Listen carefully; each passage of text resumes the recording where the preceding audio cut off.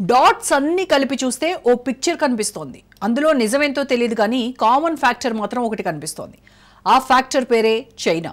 ప్రస్తుతం నేపాల్ అట్టుడికిపోతోంది. చైనాకు దగ్గరవ్వడం కారణం అనుకోవాలా? ఊరికే అంటున్న మాట కాదు ఇది. కొన్ని సంఘటనలు చూసాకే ఈ మాట అనాల్సి వస్తోంది. మొన్నటికి మొన్న బంగ్లాదేశ్లోనూ అలాగే జరిగింది. అంతకు ముందు లంకలో రావణ కాష్టం వెనక కూడా చైనానే కారణమన్న విశ్లేషణలు చూసాం. ఇక పాకిస్తాన్ గురించి చెప్పక్కర్లేదు. వెనక ఎప్పుడూ చైనా ఉంటూనే ఉంటుంది. సో భారత్ చుట్టూ అస్థిరత సృష్టించటమే లక్ష్యమా, లేక అనుకోకుండా అలా జరుగుతున్నాయా? చుట్టూ మంటలు, మధ్యలో మనం. భారత్ చుట్టూ చెలరేగుతున్న అల్లర్లు, ప్రజాగ్రహానికి కూలిన ప్రభుత్వాలు. మొన్న శ్రీలంక, నిన్న బంగ్లా, నేడు నేపాల్.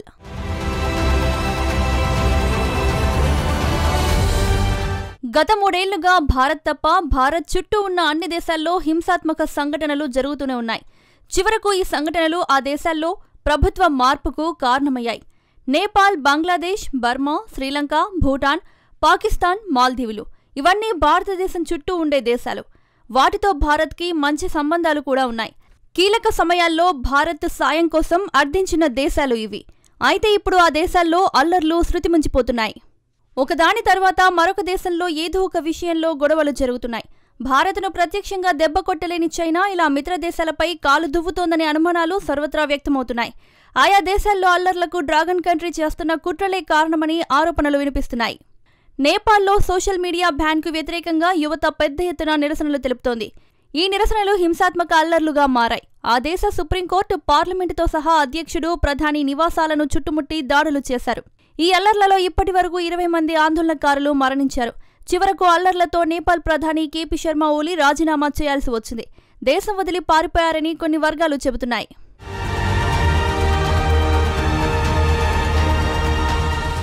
(2024) ప్రభుత్వ ఉద్యోగాల్లో కోటా విధానాన్ని ప్రవేశపెట్టిన బంగ్లాదేశ్ అధ్యక్షురాలు షేక్ హసీనా చర్యపై యువత, విద్యార్థులు తీవ్రంగా మండిపడ్డారు. హసీనాకు వ్యతిరేకంగా చేపట్టిన ఆందోళనను అణిచివేసేందుకు ఆమె చేసిన ప్రయత్నాల్లో 300 మంది మరణించారు. తర్వాత ఆందోళనకారుల పట్ల ప్రభుత్వ బలగాలు క్రూర విధానాలు అవలంబించడంతో వారు ఈసారి ఏకంగా హసీనా ప్రభుత్వాన్ని లక్ష్యంగా చేసుకున్నారు.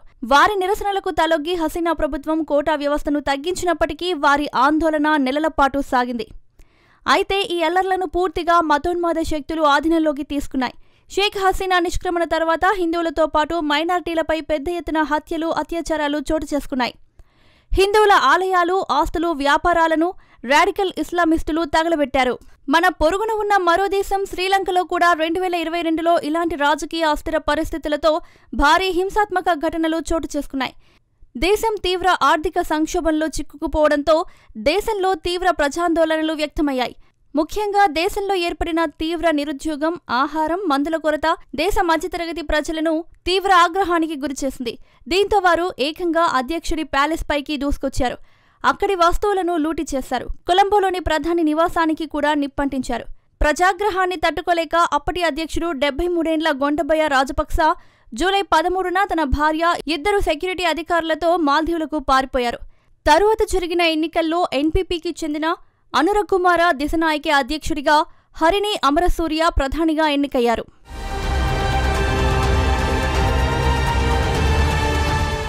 ఇక పాకిస్తాన్లో ప్రజాస్వామ్యం అనేది బయటకు కనిపిస్తుంది. అంతా ఆర్మీ రాజ్యమే నడుస్తుంది. అందరికీ తెలిసిన సత్యం. అయితే దీన్ని మార్చాలని భావించిన ఇమ్రాన్ ఖాన్ను 2022లో అవిశ్వాస తీర్మానంతో గద్దెదించారు. అప్పటి నుంచి ఆయన పార్టీ, పాకిస్తాన్ తెహ్రీక్ ఈ ఇన్సాఫ్ కార్యకర్తలు పెద్ద ఎత్తున ఆందోళన నిర్వహిస్తున్నారు. ఎప్పటికప్పుడు అక్కడి ఆర్మీ ఈ నిరసనల్ని అణచివేస్తోంది. అప్పటి వరకు ప్రధాని పదవిలో ఉన్న ఇమ్రాన్ ఖాన్ను 2022 ఏప్రిల్ 10న పదవి నుంచి దించేశారు. 342 మంది సభ్యులున్న నేషనల్ అసెంబ్లీలో విపక్షాలు 174 ఓట్లు సాధించాయి. పాకిస్తాన్ ఆర్మీ వెనక ఉండి ఇదంతా చేసిందన్న ఆరోపణలు వెల్లువెత్తాయి. తరువాత షెహబాజ్ షరీఫ్ ప్రధాని పీఠం ఎక్కారు. కాగా తనపై పెట్టిన అవిశ్వాస తీర్మానం ఒక అంతర్జాతీయ కుట్ర అని, ఆర్మీతో చేతులు కలిపిన అగ్రరాజ్యం అమెరికా ఈ కుట్రకు పాల్పడిందని ఇమ్రాన్ ఖాన్ పలుసార్లు ఆరోపించారు. దీనిపై ఆ పార్టీ వారు ఆందోళనలు జరిపినా సమర్థంగా అణిచివేశారు. కాగా 2024 మార్చి 3న షెహబాజ్ షరీఫ్ రెండోసారి ప్రధానిగా అధికారంలోకి వచ్చారు. అయితే పేరుకి షెహబాజ్ ప్రధాని అయినప్పటికీ అధికారమంతా పాకిస్తాన్ ఆర్మీ చీఫ్ అసీం మునిర్దేనన్నది బహిరంగ రహస్యం.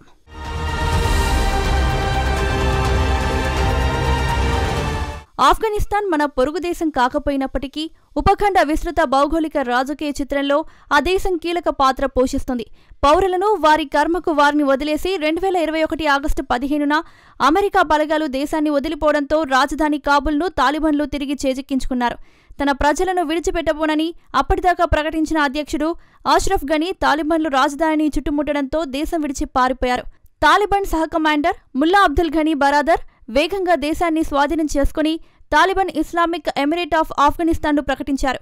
న్యూఢిల్లీ అధికారికంగా తాలిబాన్ ప్రభుత్వాన్ని గుర్తించినప్పటికీ కాబూల్తో సంబంధాలు పెట్టుకున్న సందర్భాలున్నాయి. తాలిబాన్లు అధికారం చేపట్టిన తర్వాత వారు విధించిన ఆంక్షలతో ఆ దేశంలో మహిళల పరిస్థితి పూర్తిగా దిగజారింది.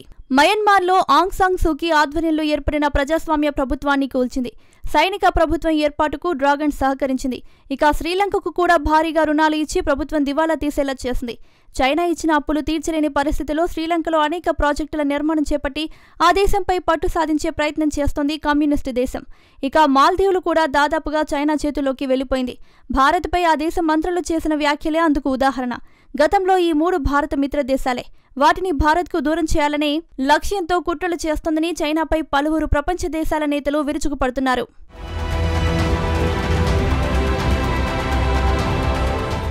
భారత్కు తన మిత్ర దేశాలను దూరం చేయాలని కుట్రలు చేస్తూ కొంతవరకు చైనా సక్సెస్ అయిందనే చెప్పాలి.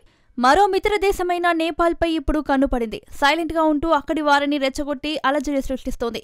అభివృద్ధిలో దూసుకుపోతున్న భారత్లో అల్లర్లు, అశాంతి సృష్టించడమే లక్ష్యంగా పావులు కదుపుతోందని విశ్లేషకులు చెప్తున్నారు. అయితే భారత్పై చైనా ఇంతలా రెచ్చిపోవడానికి కారణాలు చాలా ఉన్నాయి. కోవిడ్ సమయంలో చైనా యాప్లపై భారత్లో నిషేధం అమలు చేశారు. చైనా నడిపిస్తున్న లోన్ యాప్లకు కూడా కళ్లెం వేసింది. దీంతో చైనాకు ఆర్థిక నష్టం చాలానే వచ్చిపడింది.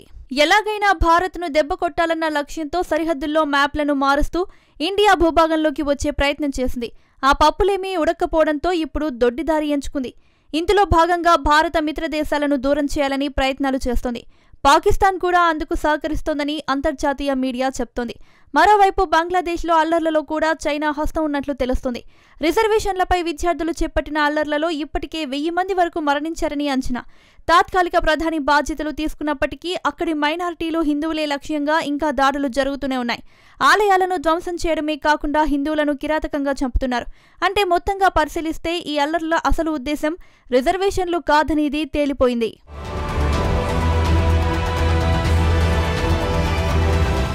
దేశంలో అలజడి సృష్టించి తద్వారా భారత్కి కంటి మీద కునుకు లేకుండా చేయాలనేది చైనా ఎత్తుగడగా తెలుస్తోంది.